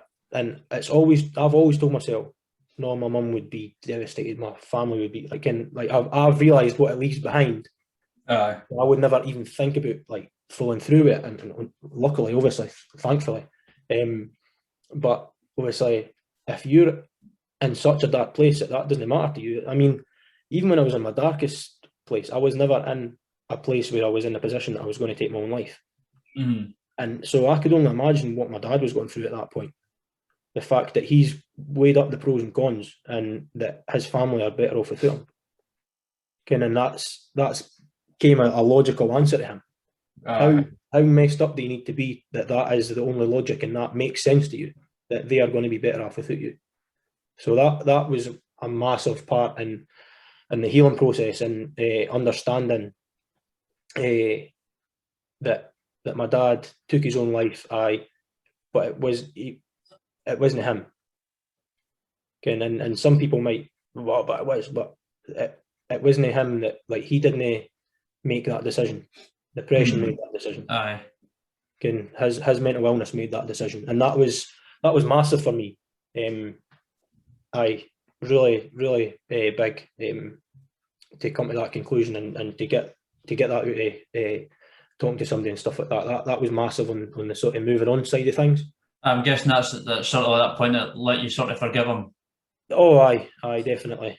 Because up until then, it was just that never-ending cycle, and then when I realised something like that, that was when the forgiveness came, and that was the moment I would say, Jordan, that was like a relief. Aye. And it's the first time I've heard it like described like that, like. And it makes complete sense, doesn't it? It does make 100% sense, like. So obviously, with you saying that, hopefully there is folk listening that are maybe going through the same hatred, fucking, how could he do this, all this sort of feelings himself, and then they're like, it wasn't him that done it though. Like if he was like the person that you remember, he wouldn't have done it. No, and at the same time, I just want anybody out there to think, no matter how bad things are, they do get better. Obviously, there's a lot of help out there and stuff. Speak to somebody, but think about what you're leaving behind before you do anything. Okay, and if this is, if anybody watching this or whatever ever finds herself in that situation, which I hope nobody ever does, but just think about what you're about to leave behind, because you're no, whatever you're feeling now is going to be 10 times worse than your family. And whatever you're feeling right now, you're just going to pass that on to your mum, dad, sister, kids, again, everything like that. And it's there's obviously the quote that goes that suicide doesn't solve the pain, it only moves it. Mm-hmm. And I would say moves it and multiplies it. Aye. Because you're just adding so many, like you see all these young guys and girls out there that are doing daft things, and that's how I, like, obviously, sorry if it offends anybody, that's how I see it. It's daft. I call my dad a daft old bugger all the time. I'll go down to his and I'll have a beer or whatever. Fucking daft cunt. Like my dad's got a mate, Gary, comes up from Manchester every year for his anniversary. So shout out to the Peckets again, they'll be watching. He comes up and he says, we'll sit and have a beer with my dad, and he says, "You daft old git, again, wait till I get my hands on you," sort of thing. And when he's crossing the border back into the shite side, he'll drive down there and he'll be like, "See you next year, you daft old bugger." Again, and that's the relationship that they had. Again, what we're talking, 19 years on, and he still comes up every single year, and he wouldn't miss it for the world. Obviously, never managed to get up this year with COVID and stuff, but I can he'll be up as soon as he can. So that's that. As much as you didn't want to be at that stage, like obviously you'd much rather he was here, but to get to that point, it must be fucking a sense of achievement. The fact that you can go to his grave, you've obviously got that forgiveness. You can hear a beer and you can say things like, "What you fucking daft cunt, what'd you do that for?" Things like that. Is that not like maybe one of the biggest things you've ever achieved in your life, you'd say? Like, granted, you've got your apprenticeship and that behind you, but surely that's up there. Aye, now that you say it, I would say so. Just for where I've came from anyway, it was bad, like, but you'd be able to have that. Again, at no point did I ever love him, but I definitely hated him at times. But no, to be where I am now, compared to where I was, I do, like, my mum tells me all the time how proud she is, and Chelsea tells me all the time and that. And sometimes it is good to just stop and think and see, what it's good what I've done, and it just shows that if I can do it, there's a lot stronger people out there than me that can do it as well. So again, just get the heat down, get talking to folk and ask for the help, because it's there, and it's That's what I mean. The boy that you're obviously speaking to at Kirkcaldy, he's obviously gave you the fucking key to that door you could never get in. Yep, definitely. Where you are now. That's what I said. I'd like to get out for a beer with him. Just no spoke to him in probably 10 plus years, but just a wee catch up in the pub, and just knew that like be probably pretty surreal for him to see that as well. The last time he seen me, I was probably 15, 16 year old. And then now I'm 23, got my own house and done all this, accomplished all this, and a lot of it was down to him. I would say reach out to him. Aye, definitely. Fucking tell him to watch this, and he can fucking put it on his fucking space, however old he is. Aye, definitely. But aye, so that was a big thing for me, like, because coming to that realisation. But like I say, I feel like I've done the therapy side of things and the counselling, and obviously there's no end to it. There's always help out there, and you can always get better. But at the time where I felt I needed medication, that was, I felt I was in a position where I was going to go and speak to somebody, because there was nothing to speak about. There probably is, and he would probably find a lot of things that I would still learn for to this day. But at the time, there's nothing getting to me that I need to speak about. It's just purely too much. The thing is, when it gets to that side of things, it's not really about speaking. It's about, you wouldn't even be interested in listening, I can't imagine. No, probably not. It would have took a lot for him to get through to me, I would imagine. Like obviously the things you're talking about, like you had the resentment and that, like a lot of that's speaking because it's getting things off your chest that you've not ever been able to. Whereas when it gets to the depression side and you just can't be fucked with anything, what's going to make you think that you're going to actually listen to this person's opinion? Because you didn't. It's just one of the things. But that's what I mean. Like we fucking go on about it. All these different tools: exercise, self-help, fucking medication, speaking to folk. The list is endless, and suicide is never even an option to that. No. That's it. Suicide for me would never ever be an option, purely because I've seen what it's done. I can understand why people think that that's the option, because if they didn't realise what they're going to leave behind, then that's another thing as well. It doesn't get spoken about enough, is the implications. Obviously, everybody says didn't do things and stuff like that, but obviously that's one of the things that, obviously, me sharing my story, I was fucking shitting myself. That was to do it. But if I can show what it's left behind and the damage that it does, once you make that decision, because it could be a split-second decision, and it's got the potential to ruin so many lives. not just the person that makes that decision. So one thing that is quite disturbing, that's in no way related to anything, just heard it for like documentaries and stuff. When somebody does obviously commit suicide, the post-mortem and that's carried out, and they can tell whether the person's regretted it or not, if there's been struggle in that.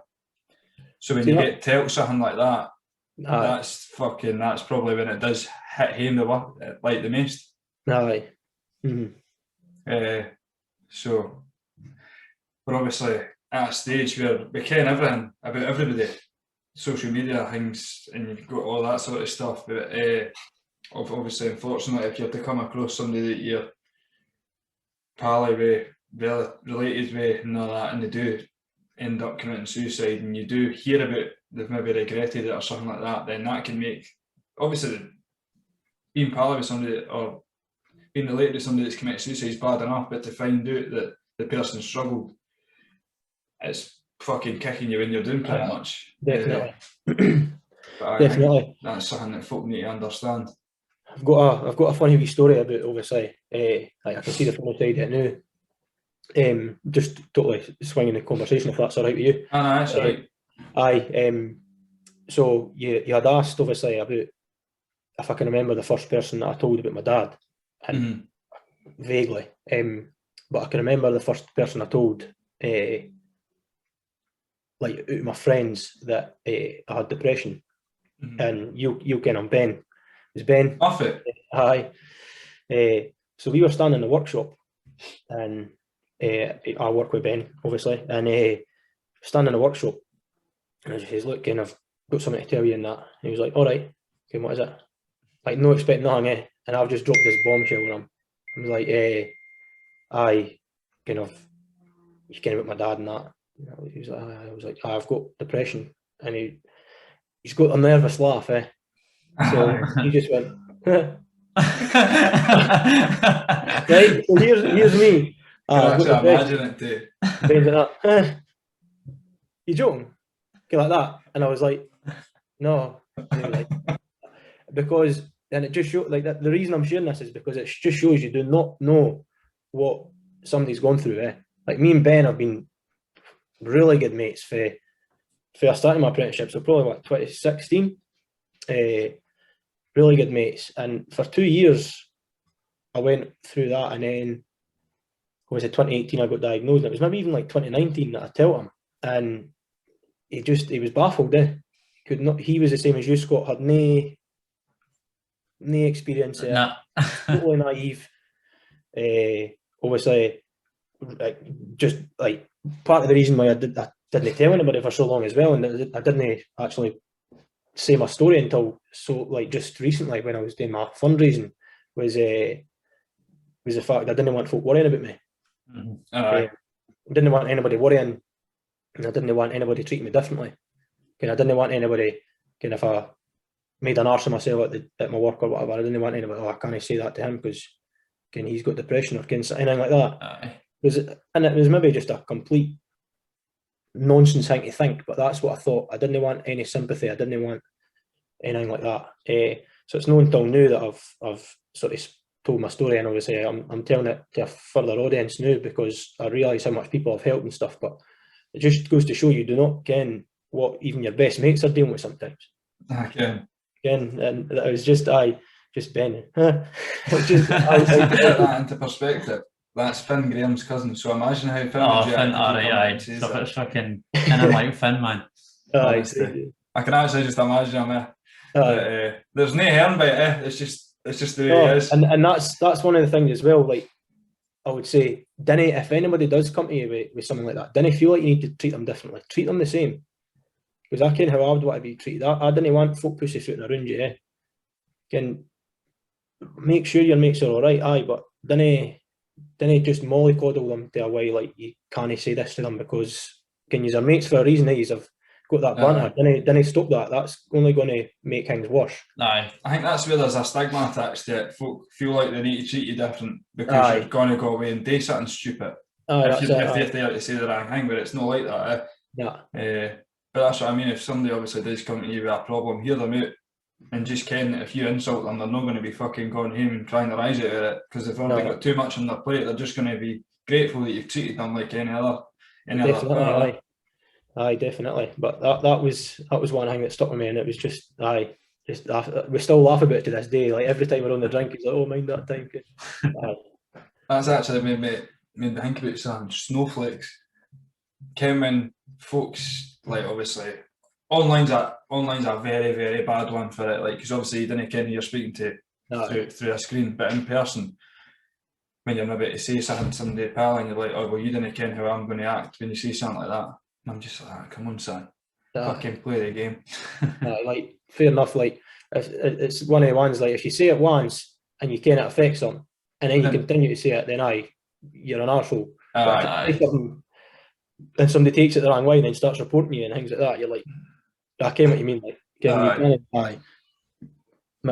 there is a lot like that.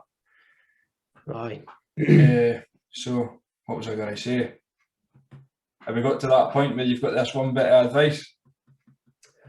Have we missed anything? You've got fucking plenty of stories, son. Honestly, I feel like I could probably sit here and talk all day, but we're not wanting to go for a new PB for the time. God, you'll not beat the fucking dribbling chicks that we were on episode 10. No, obviously, just touch on the marathon a wee bit again, because I feel like we've just totally skipped that. So obviously, I'm running this marathon on the 30th of May. Unfortunately, it's now a virtual event, so I'm just going to run it local, leave from my house up and into Kinross and back and finish up at the Meadies.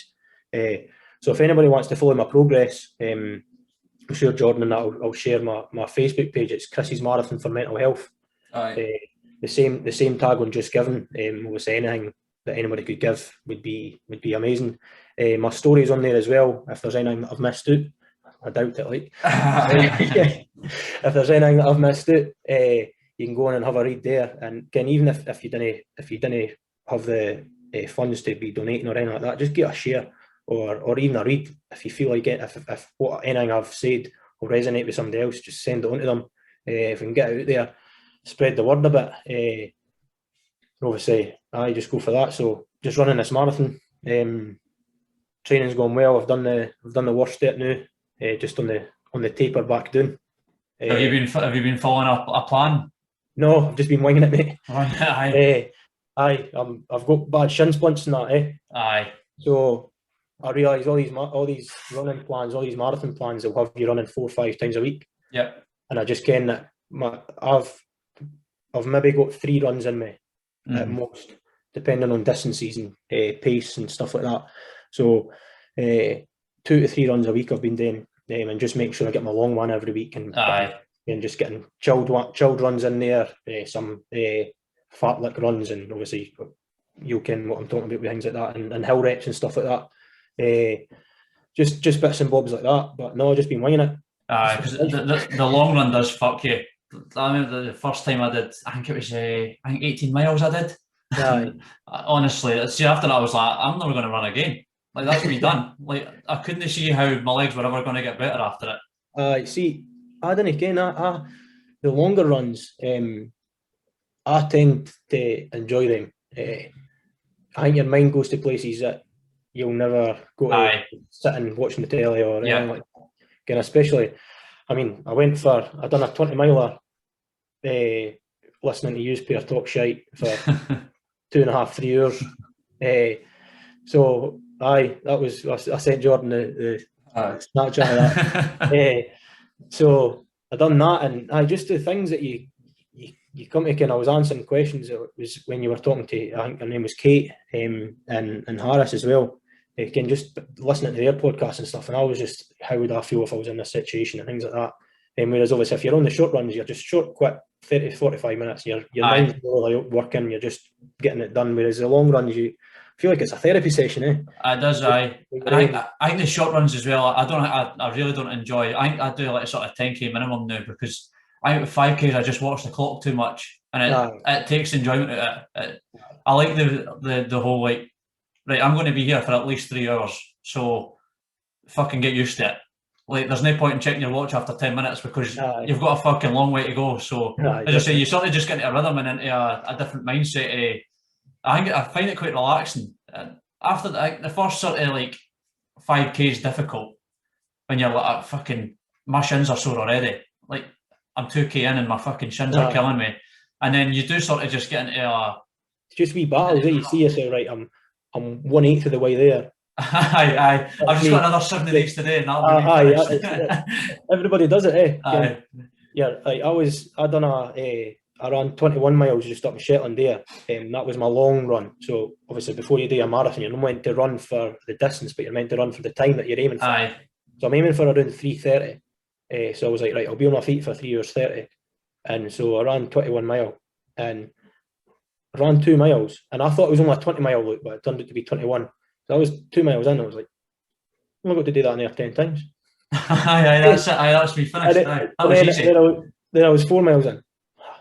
I'm going to do that in there 5 times. And the whole time, and that's how you get yourself through it. As I was doing it, I was taking photos and that, because the scenery up there is beautiful. So I'm taking photos, and I'll share this with my page and stuff like that. And I was just in my own wee world. I ran one a couple of weeks ago around Lochleven. So sort of like almost a perfect half marathon. So I just did it twice, and then the wee bit extra I needed to sort of to make it into the marathon. And I sort of parked my car, obviously, to fucking at the boathouse bit. And I was like, and I brought food with me, and I was like, right, so when I get to halfway, fucking hell, get myself there. My mullet's phoning me. I was like, when I get to halfway, I'll stop and I'll get something to eat and I'll get a drink, and I had the wee fucking gel things and that. And then I got halfway and I was like, if I go to that car, I will not start running again. I can't. I was like, I actually can't stop. And I had to just run past it, because I was like, I fucking stop here, I'm done. Not a chance I'm going for that. That's it. You just stiffen up and you're nothing new when you're getting going again. No, I'm enjoying it. Like I say, make myself sick that I'm actually saying that I enjoy training for a marathon. I mean, I'm the exact same. I never thought I'd enjoy running. Never. I can't relate. Sorry, boys. You'll get there, mate. You'll start reading it and you'll start. I'll swim and I'll fucking cycle all day, but the other part. That must be what it is, Scott. You start reading, you think it can't be much worse than this, so we'll start running. Exactly, aye. I'd rather fucking run. Can't be much more bored than this, so we'll start running. Tremendous, man. But I take my hat off to you, especially for the cause that you're doing it for. It's fucking. Aye, definitely.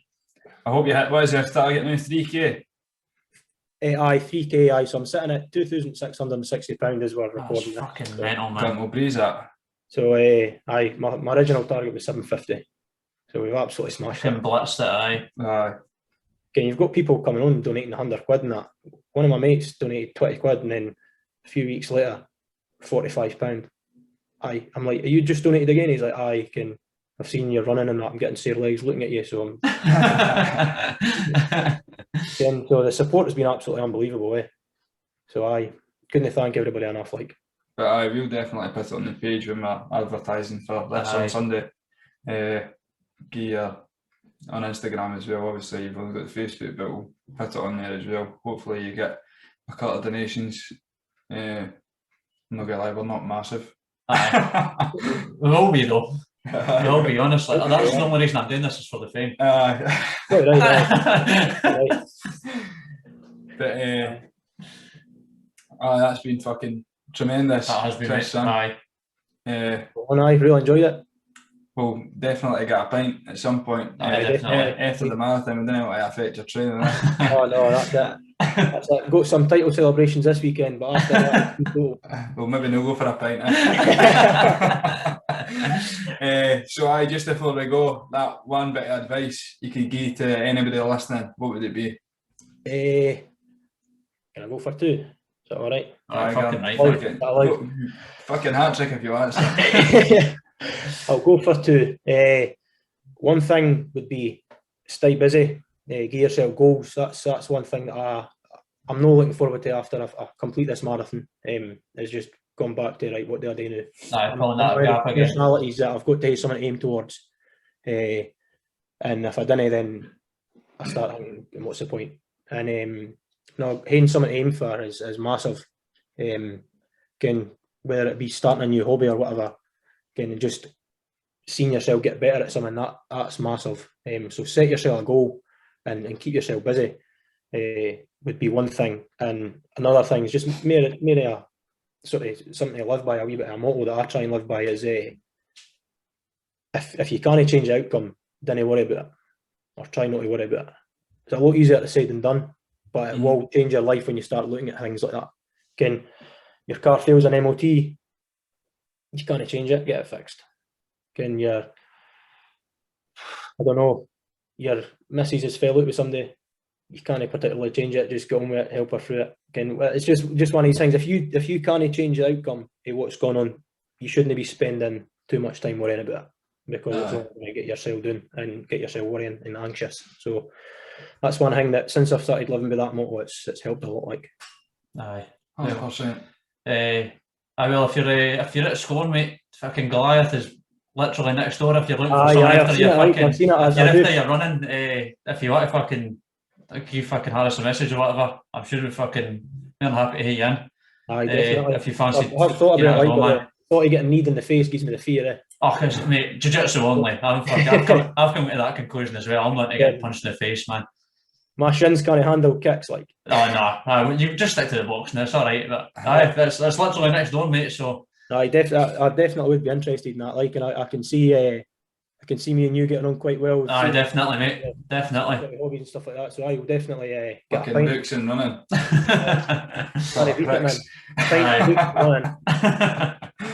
Aye. But aye, thanks very much for coming on, sharing your story. I'm sure there's going to be umpteen folk that learn at least one thing for this. Fucking, I've learned umpteen things, never mind just one. Especially the whole, it wasn't obviously your fear that comes out, suicide that can't fuck off, Jordan. Depression. Apologies. That's right. Aye, brilliant. And the marathon wise, I'll keep fucking sharing it until the day comes. And if I'm not on shift that day, I'll try and fucking get out to see you at some point on your run. Definitely. I meant to say that as well. We're going to try and have a bit of a finish line, obviously with restrictions easing and stuff. We're going to try and make a bit of a deal out of it. So there's me, my mate Bryden, he's going to run it with me just to be a bit of a prick. And he's not even in the marathon, he's just going to do it. He's like, I'll take photos of you and that, post it on pages on your page when you're doing it and that. I'm like, right, you didn't need to make me feel that shit. A marathon that you're just going to turn up and do it with a phone in your hand again. And my mate, bring a bike. My mate Stuart as well, he's going to do it. So we're going to try and get something set up with the family and stuff like that, and maybe have a barbecue and beers and stuff at the Meadies. That's where the finish line is going to be. So I'm going to make an event on Facebook and try and get as many folk to come along and just try and make a bit of a big deal of it. And again, if we can spread awareness that way, then spot on. So you're more than welcome, both of you, to. Aye, the Forrest Gump card and then some. Right, man. But aye, thanks very much for joining us. It's been an absolute pleasure. This will be out on Sunday, so aye, I hope you've enjoyed it. Right, you have to stop the recording this time, so it's not like ending a phone call. No, that's going to end it. Aye.